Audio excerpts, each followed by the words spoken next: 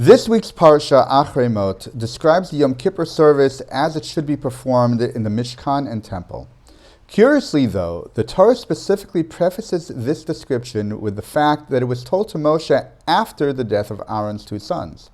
What does the death of Aaron's two sons have to do with Yom Kippur? The Talmud Yerushalmi at the beginning of Masechet Yoma quotes Rabbi Chia bar Abba, who says that the mention of the death of Aaron's two sons with Yom Kippur is to teach us that just as Yom Kippur atones for the sins of Israel, so too does the death of a tzaddik atone for the sins of Israel.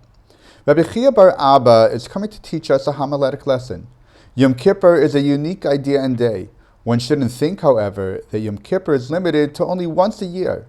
True, the day itself is, but the many aspects of Yom Kippur can find expression in other events at other times as well.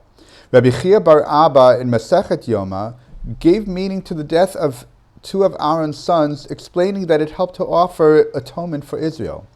Once Rabbi Chia bar Abba applied an idea of Yom Kippur, atonement in our case, to something other than Yom Kippur itself, we too can extend an idea of Yom Kippur into other areas. For example, when a person gets married, that person is looked at as becoming a new person.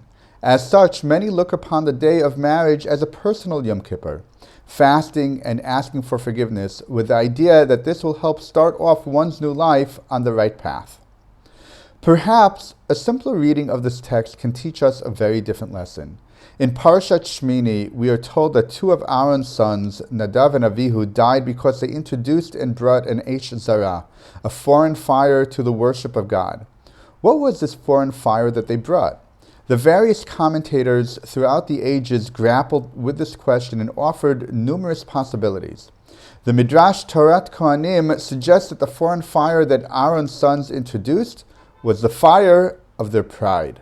According to the Midrash, Nadav and Avihu listened neither to their superiors nor to their inferiors, only to themselves. As such, when they inserted their pride into the worship of God, it led to their downfall. We can then say that the Torah mentioned Nadav and Avihu's death with Yom Kippur to warn us about the danger of pride.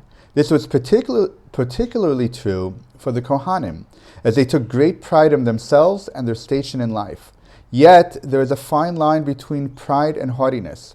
In their pride and position, Kohanim could have crossed that line as Nadav and Avihu had, possibly introducing something into their priestly duties or infringing upon those people who brought offerings. Before they could atone for Israel, they needed to first introspect and bring atonement for themselves, making sure that they had not acted like Nadav and Avihu in their duties. We see this order in the description of the divine service of Yom Kippur. First, the Kohen Gadol offered atonement for himself, then for all the Kohanim, and only then for the whole of Israel.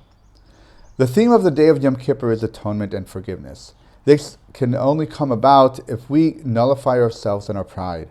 If we continue in our pride as Nadav and Avihu had, then, like the scapegoat, we will be heading toward the Azazel and fall off that cliff.